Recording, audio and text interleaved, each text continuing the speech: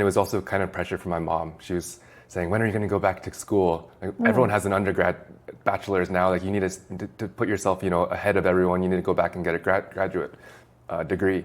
So after working for 4 years, I realized that engineering work was great financially. It was very stable, and I could do it. Yeah, basically do whatever I wanted. There was something in my work that was really missing. Like, even though my bank account was growing like very quickly, I still felt very empty and like very soulless through my work.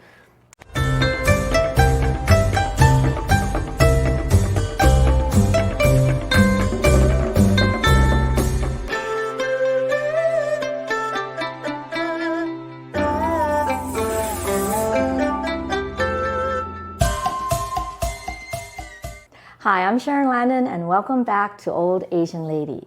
Today my guest is Michael Lee. He is a director of photography based here in Taipei, Taiwan.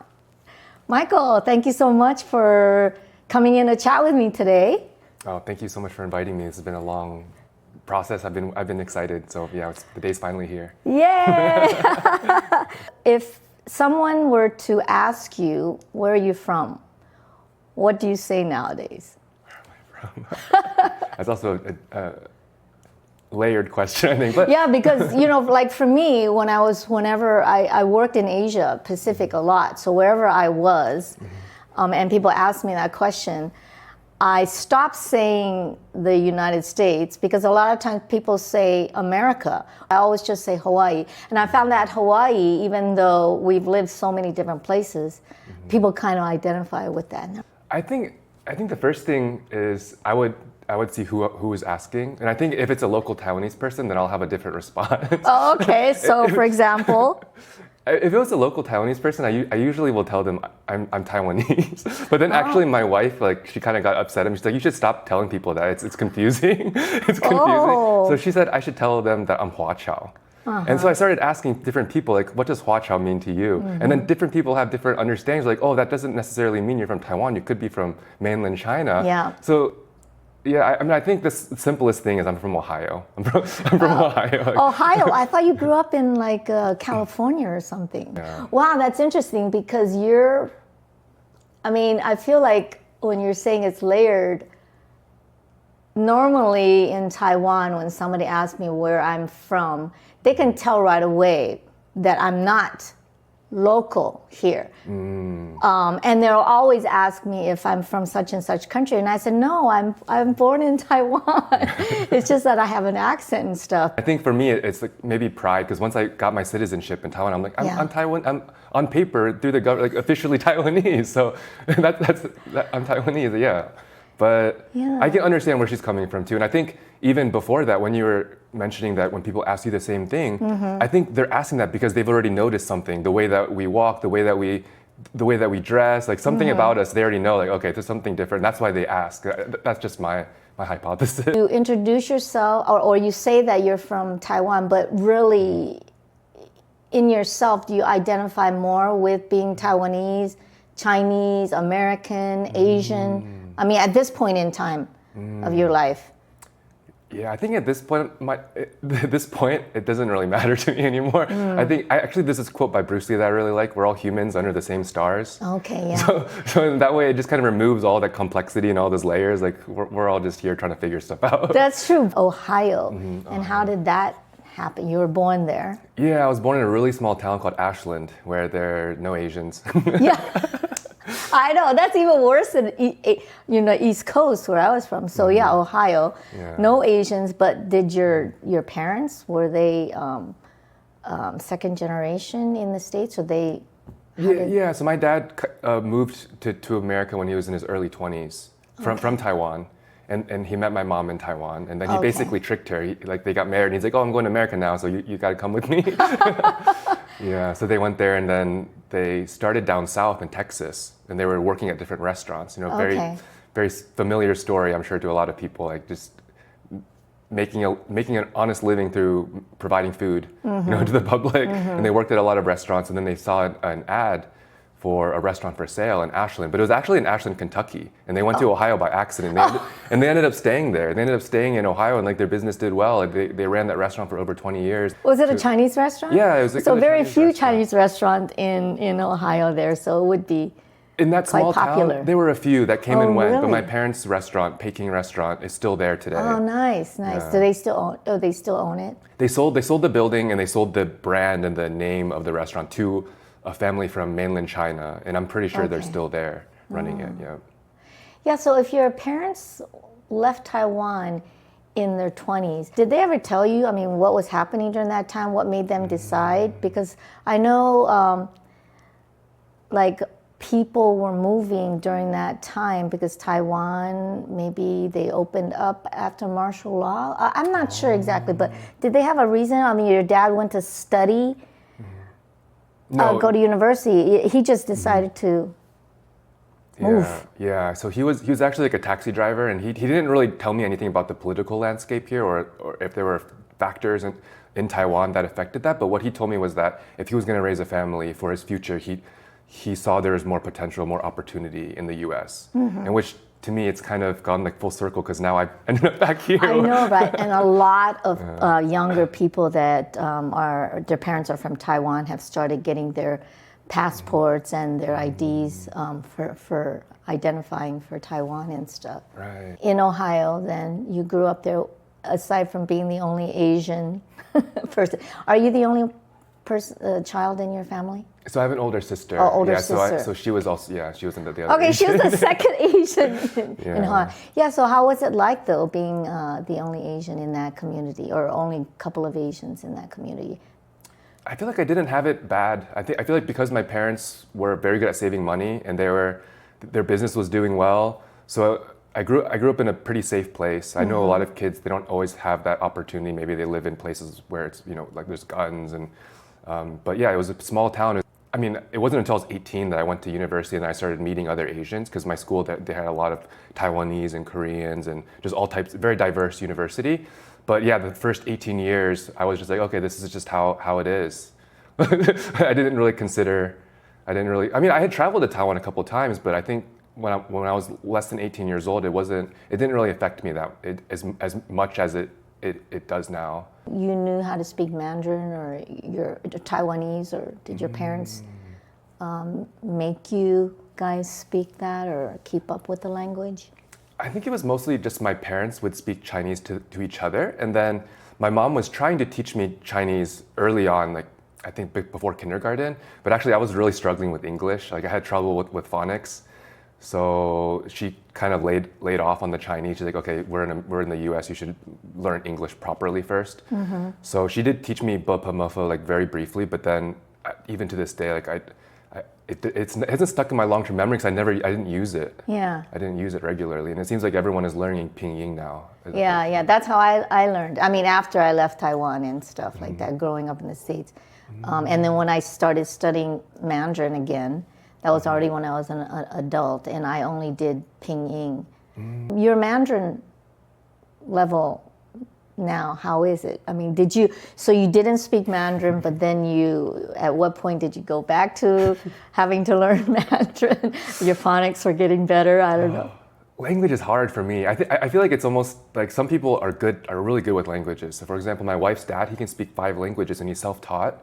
But for me, like even just trying to get a grasp of English, like I would always score poorly on English. Like my math was always like perfect, but then like English and communicating, reading, like I read very slowly. I chose the film industry though. Like we can communicate through other, visually, communicate visually. You got a BA in mechanical engineering, Yes. and then you had a master's in product development. So those are all with numbers and stuff. Was that because your English was so lacking? Why did you choose those? Was there any pressures from your parents growing up, being an Asian family?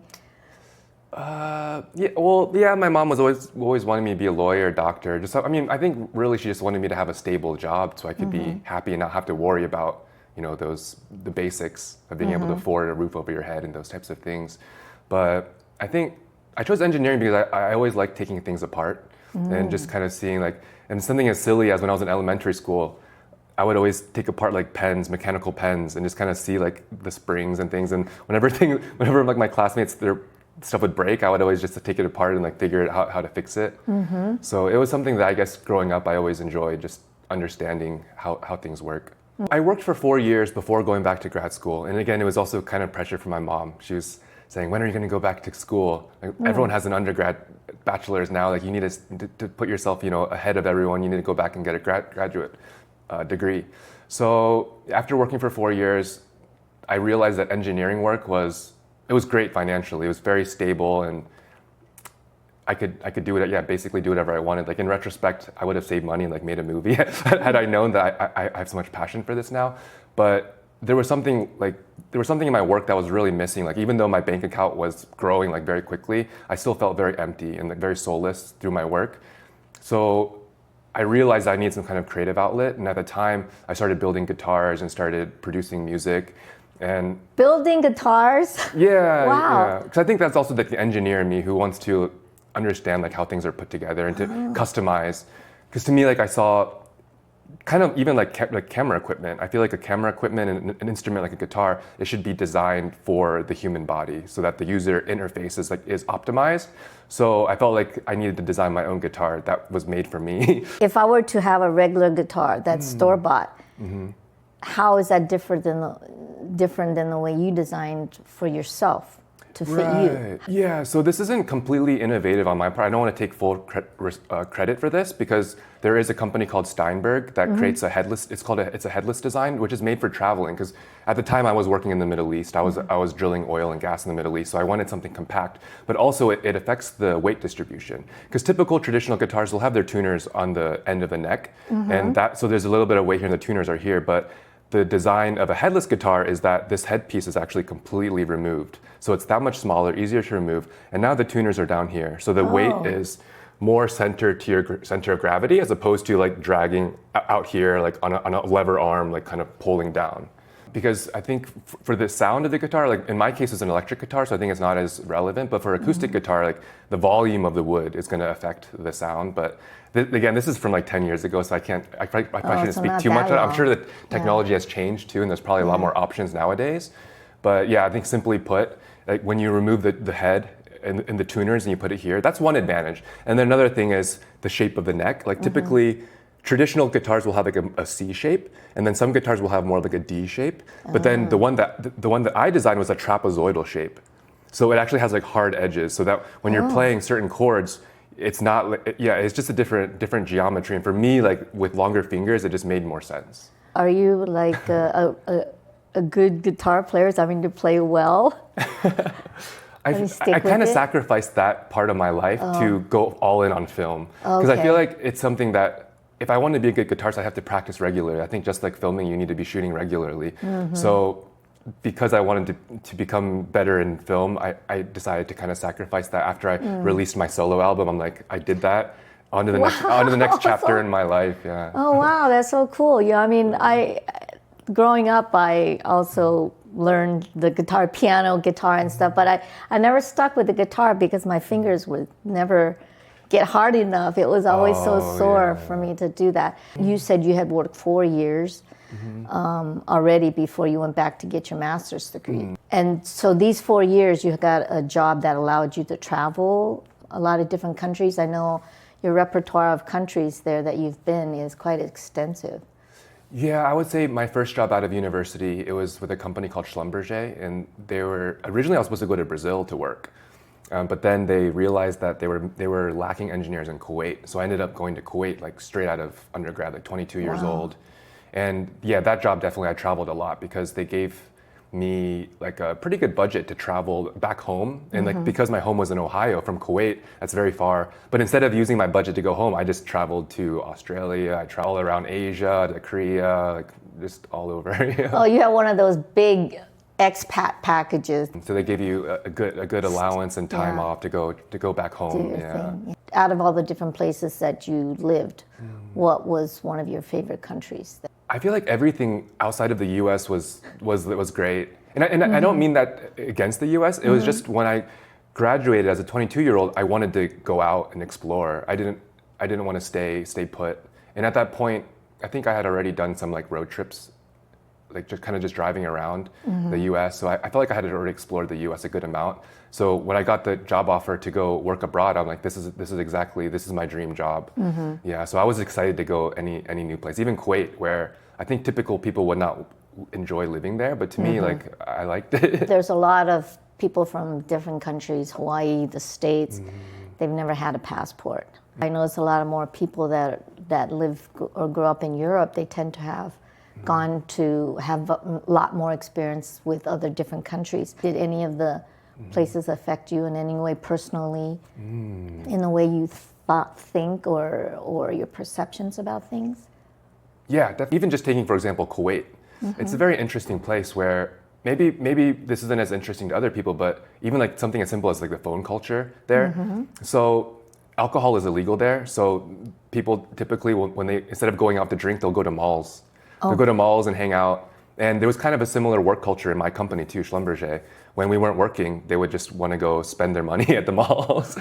So to me, it actually kind of pushed me away from that culture. Like just kind of seeing how people would want to buy the new phone every year. Now, I'm not saying just the locals, because actually Kuwait at the time, I think 40% of the population of Kuwait were people from outside coming in to make money in Kuwait. I think just seeing my coworkers and seeing people at the mall just spending money all the time. And I think it was such a contrast to like the way I was raised, where my mom's like, don't turn on the heater, just put on more clothes, turn off the light. Like just all the lights are off all the time. So like just kind of seeing that, and then it kind of it just made me like not want to do that for some reason. So even to this day, like I prefer just using like old phones. I actually resisted smartphones for a very long time. Yeah, me too. I remember I was working in Beijing or Shanghai at the time, and my staff would tell me, and this was in the early 2000s, and so I just had one of those little, I think it was Nokia or Motorola flip phones with a picture. You could take a picture and nothing, no smartphone stuff. Right. And they're telling me, how come you don't get a smartphone? Because for them, my assistant, she would spend a whole month's salary, almost a month and a half of whole salary to buy the newest phone that came out. And this was in early 2000s, and I'm thinking to myself, I've never really needed that. But then once I started getting a smartphone, they are kind of useful, in their ways and stuff like that. But yeah, it's just different cultural values and things. And the Asian, growing up with Asian parents and that saving stuff, because even to this day, my sisters and them, they'd rather it just be so hot rather than turn on the aircon. Whereas their daughter, and I think this is a thing too, as a generational difference, is I find that the younger people, they get kind of a little bit used to, or they're like taking everything for granted, whereas the generation of our parents or even me compared to you, it's a different time and a different way of looking at stuff, right, and dealing with money. You talked about your parents and having the restaurant, so it was quite successful. So it wasn't like they had to pinch money or do that kind of stuff. So it's just interesting, the culture that we grew up with, how much of it I retain and how much of it I don't. I mean, for me, it's different because I grew up with a Western upbringing after I left Taiwan, whereas yours was Asian all the way through. So in saying that, are there any Asian upbringing things or customs that you had growing up that you think were really, really important to you, and something that you retain to this day? I think the first thing that comes to my mind is actually the shift specifically from my mom, where as I mentioned, like growing up, she always wanted me to have to always have like abundant money, to not have any worry about financial stress. But actually, like there's kind of like a turning point where she kind of realized I think it was probably when she was around like 60. Now she's 70, close to 70. So but not that long ago. Yeah, I would say about 10 years ago, she actually told me to slow down. She's like, don't worry so much about work. Don't stress out so much about work. I think she was noticing the people around her age, were having health problems. And she attributed a lot of that to how career focused they were. And she told me that there's more to life than money. I mean, she still tells me that I need to save money, you know, the general stuff. But I thought it was really eye-opening to kind of see that shift in her, where it was always so career focused, where she's like, actually, like, you know, slow down. And even now, she's always telling my sister, like, you need to get a different job. Like, this job is too demanding, 60 plus hours a week. You're trying to raise a 3-year-old son. It's not sustainable. So I think it's very sweet, and she's a 很感动. Like, I'm very moved to hear my mom kind of shift that perspective and kind of open her eyes and be a little bit more open-minded to like how we approach life in general, I guess. Being open-minded, yeah. Was there anything from your upbringing that you felt that you had to relearn ever? That I had to relearn from my upbringing? I mean, I think even just this, like, that we can make a living in the creative industry. Yeah. Because I think just growing up, it's not I actually really liked to draw growing up. I never considered pursuing that seriously. I mean, I actually used to sell some of my drawings at my parents' restaurant for $1. Like, I would draw Teenage Mutant Ninja Turtles, and then I would sell it for $1. But I never took it. I never took it to the point where I'm like, okay, I could actually like have a comfortable living from this. Well, is it because as an Asian family, those type of things are not considered something that your parents would approve of or support as you making a living? Because you said she wanted you to be a lawyer. Right. I mean, in the back of your mind, is it like, I can't do this because my parents wouldn't approve, or you just definitely. in yourself? Yeah. And that's exactly why I went back to grad school. Part of me was like, I need to be a good son. I need to like make my mom proud of me. Yeah. And so it's half for her. But I mean, to kind of go back to your old question too, like, it was also because that program was kind of 3 parts. It's engineering, business, and design. And the design part was where I was like, okay, I want to be able to include more creativity in my work. So that was the part that kind of drew me back. I'm like, if I'm going to study something in grad school, at least it can be something that I can be passionate to learn more about. Was there this one point in your life that you decided to totally switch over, and that engineering or even product design was just not for you? Do you remember if there was any point like that? It was a gradual process where you weren't happy. I would say it's when I met this Olympic gymnast in Los Angeles, and he was actually from Ohio as well. But at the time, like, I was really into fitness, and I became a certified personal trainer, and I was teaching people, but and I really wanted to open a gym. But then I met this Olympic gymnast, and I shot a video for him. I edited it. It's a little short 40-second video, and in 24 hours, it reached 40,000 people. And I thought to myself, if I was to open a gym, how long would it take for me to impact 40,000 people? Wow. So that was actually like, that was when I pivoted into film. I'm like, wow, this is very powerful, and I love how it's relevant across everything. It's relevant across all industries, and even more so today, I feel like. I'm pretty sure there's students who are majoring in podcasting now. Like, it's crazy how fast things are changing. Yeah. But I think media today, and like film, maybe 20 years ago, it wasn't. Because I mean, when I did that, when was that in LA? I mean, it was 10 plus years ago. It was a while ago.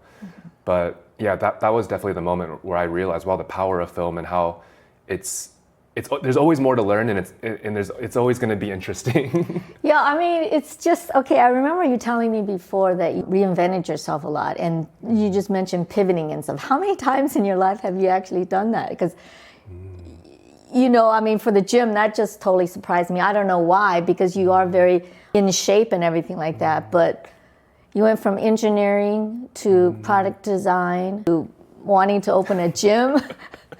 Yeah. I mean, there's a progress there, I guess, and I feel like it's kind of interesting because one thing sort of led to the other. So actually, when I was studying the program at Carnegie Mellon, they had just changed the program name. So it was Masters in Product Development, but the year that I went, they changed it to a complicated name, Masters of Integrated Innovation of Products and Services. Oh. So that's why I say product development, because it's way easier and more simple. But when we were graduating, they were telling us that it would be hard to find work because no one knows how to categorize us. Like, they would use these words like interdisciplinary, you know, like, because it's not just engineering, it's not just business. It's like it's this merging of these 3 disciplines, and so they told us that we'd have to go out and try to figure it out. I mean, yeah, basically figure it out. So what I did was I jumped around at different startups because I realized that I had worked at big corporations, I worked at medium-sized corporations, and I was more curious to join like a smaller team. So I tried different startups, and nothing really clicked. And that's why I ended up getting a personal training certificate at the time, because I was at school and I didn't have income, so I had like I could make some money on the side as well. Something that I was passionate about at the time, and I guess maybe that's a habit of mine. Like if I'm interested in something, I'll just go for it. But that's how it was in the past. Now I feel like I'm more settled down now. I'm in this film world for the rest of my life. So I feel like I had to experiment quite a bit in the past to kind of get to find that how much I love this industry now. What is it about filming or this industry that draws you so much or that you love so much? Initially, it was as simple as cameras. Okay. Like it started as simple as that. I think growing up, my mom would always have a camcorder, and she also had a stills camera as well. So when I was 13, I remember I went to a grocery store called Aldi. I think it's from Europe, but they sold these really cheap digital cameras, like 10 or 20 US dollars. And I started just filming snowboarding, like when I was 13 years old, and then I'd put it in a Windows Movie Maker and edit it. So I think like from an early age, I liked cameras. And then for grad school, I had to create a portfolio, so I got a little better Nikon mirrorless camera, and then so I think that was my entry point. And then since I loved fitness, I started filming fitness. I started doing commercials for like Fitness Factory, My Protein, and so it's kind of just like you said, like one thing kind of led to another. I couldn't have predicted that it would have taken me to where I am now. I'm just thinking of when you came to Taiwan, and if it was for filming or what was the reason? Yeah, when I came to Taiwan, it was to pursue filming. Okay. Yeah, Okay. I had tried it for about a year on the west coast of the U.S., like in Portland, Oregon. I was there for half a year, and then I freelanced in L.A. a bit as well, and a little bit in San Francisco.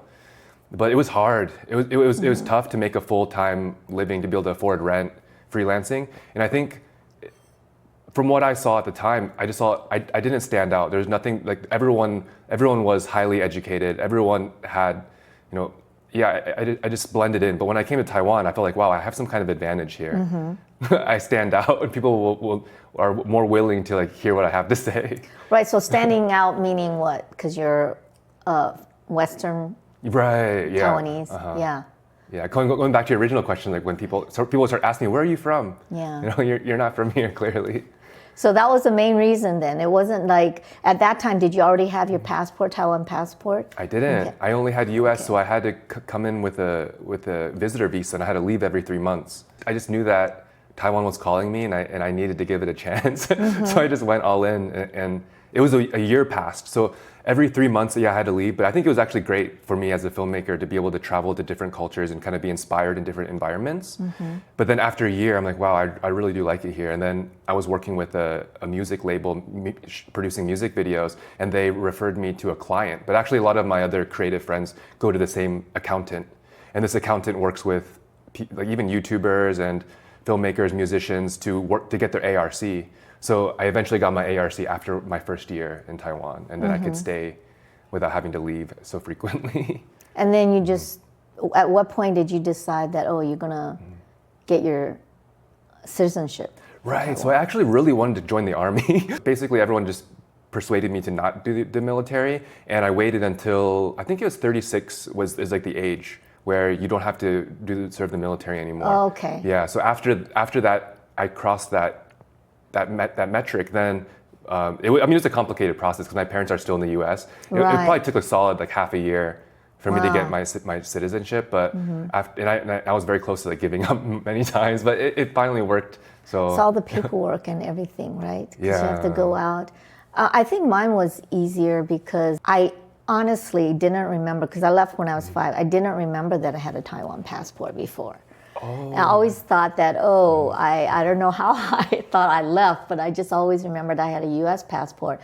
But when I decided in 2015 that I wanted to explore getting my citizenship, my family was here, and then my American parents, they had my old passport, Taiwan passport, they kept it. So is that more of a renewal then? Yeah, so it's kind of like a renewal. Your parents being in the States, what did they think about you, wanting to get your Taiwan citizenship? I think they're happy overall. Yeah, I think that they're happy about it. They can't, That doesn't sound like very sure. They're Well, I think deep down, my mom will always line me. She'll be like, "Oh, you could work for the LA government. Like our neighbors work there, such good benefits." But I think it's deep down, like she wants me to be nearby. She wants to be able to see me. right. So do you consider Taiwan home now, or is it kind of just a temporary transient place? I think Taiwan will always be my home. Yeah. You've been in Taiwan for how long? This was About 8 years. eight years Yeah, now. 8+ Okay. years, yeah. And you got married just recently In Taiwan, yeah. Yep. in Taiwan. And your wife, Vivian, is she a Huaqiao? Yeah, also? she's Canadian and Taiwan, and I'm U.S. and Taiwan. We both have dual citizenship. It's just natural that you met Vivian and that you guys got along really well, or was it a gradual process? It was actually very fast. Very fast. Yeah. Like, I think I bought the engagement ring like about a year into dating. Like, I think it was pretty quick. How long have you guys been married now? So we actually signed the papers in Vegas. So Okay. and that was in January. But then we signed the papers in Taiwan in April. What was it about this relationship that committed you so fast? I think there's different ways I can answer that, but one way that kind of ties it back into the kind of the breadth of what we've been discussing so far.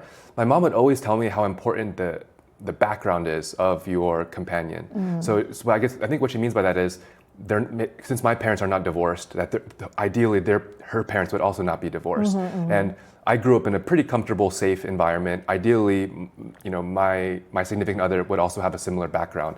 And I think even deep down, I think that was really something that kind of confirmed to me what my mom was telling me, and me being a good son and listening to her, and not Still being a good son. Yeah, not rebelling. I mean, there's been a lot of times where I've rebelled against my mom. Oh, okay. I mean, even just moving to Taiwan, like that was definitely rebelling against. Wow. But I think in this situation of marriage, it really made sense. Like what I mean by that is, she grew up in North America like I did, so she has a little bit of a different upbringing, and then she came to Taiwan later on, and she loves Taiwan. I love Taiwan. So I think that's a big part of it. But then I think another way to answer it is, even our first date, our first date was at a gym. We trained back together, and then she told me, she was asking me these questions that you typically would never ask on a first date in North American culture. Like basically, let me give you an example.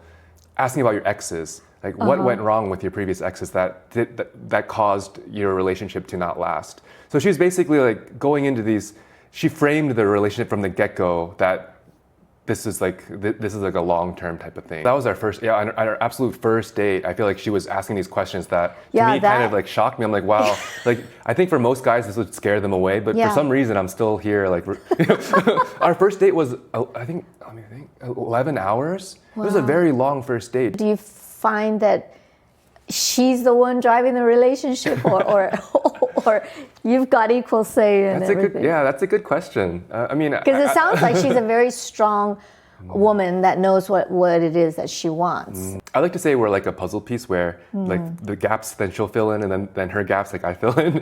That's the way I like to see it. Like sometimes she'll lead and then sometimes I'll lead, but I think it's about not feeling like, oh, I have to be the leader all the time, but it's okay to just kind of be vulnerable sometimes and let her take the wheel. Well, that's good. And what did your parents think about your relationship and your marriage? It was so quick. They had nothing but good to say. You recently took like a month off to go back to the States and kind of slow down and recalibrate. What was that all about? So Vivian spending her whole adult life in Taiwan, in the future, she was afraid that maybe she would regret not living in other places after she reached her legal adult age of 18.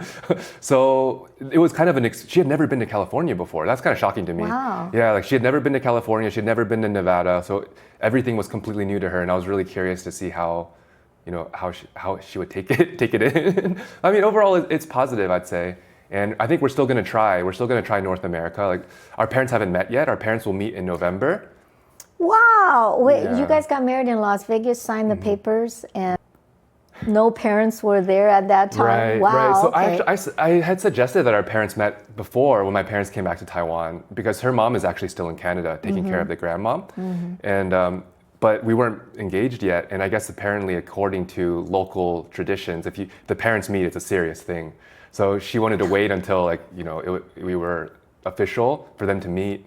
And then so now like November is the first time they'll have the opportunity for our parents to meet in Taiwan. And then after that, we're thinking we're gonna take another big risk and try North America and see what happens. Well, that is so non-Asian. It's non-Asian. But North America, when you say that, because for me, that is including Canada and the U.S. So what are you guys thinking when you say North America? I'm thinking Vancouver. Okay. Yeah, because Vancouver, I think they call it the Hollywood of Canada. There's a lot of film productions there. I heard there's like a lot of Asians there. It seems very diverse. Yeah. Yeah. So and I've never lived in Canada before, so I figured I could try something new. Okay. So is this something that is coming up soon that you're making the decision, or is you're going to just see what happens? I started selling stuff from my apartment already, and So because after our parents meet in November, then it's basically like we could leave at any time. You guys make decisions very, very quickly, it seems like. Well, so when I asked her about living in Taiwan, we were taking a walk at nighttime. This was maybe half a year ago, and when I first proposed, I was asking her like, "Would you be happy if we spent the rest of our lives in Taiwan?" And that's when she brought it up, and then I started. So it's been in the back of our minds for the past half a year. So I would say like maybe 6 to 8 months or so. Yeah, and then when we visited my parents and earlier this year, it kind of solidified. She's like, okay, yeah, we could try, and then also just to be closer to my parents, if they need any help, we could be nearby. You're going to go into film, keep up with filming and things like that when you guys move back. But Vivian has lived here, you said, since she was 18. She moved here like around 15, like for high school. Oh, 15 high school. Yeah. And you said she's been teaching English here for those many, many years. What does she plan to do when you guys move back to stateside? Yeah, we'll have to figure it out. But my mom suggests that she goes back to school, that she goes back to education because she has a degree from Danjiang University, like in Danshui, kind of not too far from here. But I think a lot of places in North America aren't going to recognize that school. So one option is she could go back to school, but she does love working with children. Like she's genuinely passionate about that. So she could teach children, not English obviously, but she could work with them. She could babysit. What I'm actually telling her is that in North America, it's really a free for all. She could do anything she wants. I'm really trying to push her to kind of going back into the theme of reinvention, that she doesn't have to work with children. I mean, it seems like she wants to, but even just like a little thing that she used to really be interested in fashion design. She wanted to study it in school. I told her, if you want to pursue that, by all means do it. Like now is the time when we're moving somewhere new. So I'm very excited for her, and I don't know what she's like. Yeah, anything could happen. And I'm really trying to push her and make her feel confident that, whatever she wants to do, whatever she wants to pursue, she can make it happen. What has this relationship or marriage, has it taught you anything, or has it changed you in any way? It has. Like I actually never thought I would get married. Like some people have proposed to me in the past, and I always said no because. You have women proposing to you. To me, like one of my best friends, like I really like the way he put it. If two people are happily in a relationship, why would you involve the government? Like why would you want to have this other entity involved in your relationship? And that's kind of how I always saw it in the past. And I think even to this day, like signing the papers didn't really make a big deal to me. And in my mind, I actually married Vivian 3 times because the first time when I proposed to her, that's when we got married. Like to me, like signing the government, that's just more like a form, like something that we have to do. Wow, that's so sweet. I think that's true too. I feel like that piece of paper or that thing with the government or agreement with the government, it changes things from a relationship once you get married. For some reason, I don't know what it is. People ask me, "Oh, are you ever going to get married again?" And I'm thinking to myself, I don't think so, because you can have a perfect relationship without having that paper.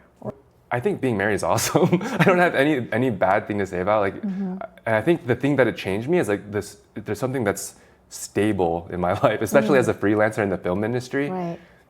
Everything is just changing all the time. You never know what the next project's going to come up. You don't never know what's going to go wrong in your current project. So I think just having something that's like stable, it really helps me to just like calm down and be more grounded in how I approach my day-to-day work and just even this casual lifestyle. Yeah. If you were able to tell yourself in your 20s something or anything, what would you be telling that younger self? If there's one thing that I could tell my younger self, it's probably to just, I'm not sure the right way to word it, but I think because if you tell someone to stress less or to like not worry, I don't know if that's really doing much. But I think maybe to not think so much about the future and about the past, but to just focus on like to breathe, take deep breaths, focus on the present, and not worry so much about the things that you can't control. We talked about you reinventing yourself and pivoting. Do you feel like doing that is exciting or it's more exhausting? I think it can be either, depending on the context, like where you are in your life, whether I think your mental state, or like career-wise, if you feel comfortable. I think because I definitely felt both. I felt like it's very exhausting and risky and stressful, but I've also felt like it's very smooth and felt like it was meant to be. So I think it could be either. So the ones that you felt that was exhausting, why was that at that particular situation? When I think about that, it was actually when I first moved to Taiwan and I had no connections in the film industry. Yeah, and I mean, but actually now thinking about it, I don't think it was exhausting because I was still kind of in the honeymoon phase where everything just looked amazing in Taiwan. I'm like, oh, I can't read anything, but it all looks cool. You know, it's all interesting and fascinating and really piques your curiosity. So even though I had no like clear plan in terms of if I would even be able to get any freelance work in Taiwan, and if I did, how long would it take me? I think it was overpowered by the environment of me just taking in how new everything was to me at the time about Taiwan. So I think I can see what you're saying about it being a little bit challenging. But I mean, when you moved here, was it easy to get a job? You said it was kind of easy to get a job because you were different. But how did you go about that? How did you get yourself in front of people's faces, and when did that first job come? Yeah, I had to really turn into an extrovert and reach out. So like at the time, Instagram was blowing up. It was very popular at the time. So I just DM'd people on Instagram. Oh, really? Yeah, and in my first month, I met someone who, to this day, 8 years later, I still work with him. His name is Kaylee. So yeah, I think it was just putting myself out there and just, I guess like one quote is like, you miss every shot you don't take. So, you know, every DM, it's like you send out a bunch of emails, like maybe you'll get a couple of replies. You never know where it'll lead. Also, when you DM though, it's like, what do you say? Hey. Usually you want to try to offer value. You don't want to just be like, oh, like I want you to mentor me. Like, I mean, I do see him as my mentor, but I think the way that I positioned it was more about curiosity and be like, oh, I think I complimented him too, because I saw that some of his photography work. I said, oh, I saw your work with Frank. I love your work. I'd love to learn more about. And then if you ever need any help on set, I'd love to come and like help you with anything. Right. Oh, that makes sense. I think it was within like the first 1 or 2 months I started getting like paid work. It's pretty quick. Yeah, you know, it's really interesting because this goes back to how we're thinking and what our perceptions are. It's because I really feel that when you're in alignment with what you're doing, for example, you're following your passion and what you love to do, that things tend to come out a lot smoother than if you're doing something that you don't necessarily love. What do you think people's biggest misconception is about reinventing themselves or starting over? Because a lot of times I think people think, they don't even bother to take that step because they think it's just going to be too hard, it's not going to work out, or it's putting themselves out there. Right. I think maybe that you could always have a backup plan and you could always go back to what you did before. That's true. And I think for me, as in the film industry, in times where work is slow, in the back of my mind, I'll always think, I could get an engineer salary job. I could leave this, and I know what that life is like. And but my ego is thinking, but if I do that, then I kind of gave up on myself, like my true passion. Right. But now I think my thinking has shifted where actually I don't think it's that serious. Like if I were to leave filmmaking, go back to engineering, save up some money, come back and then fund my own film, what's wrong with that? I think that's actually a great option.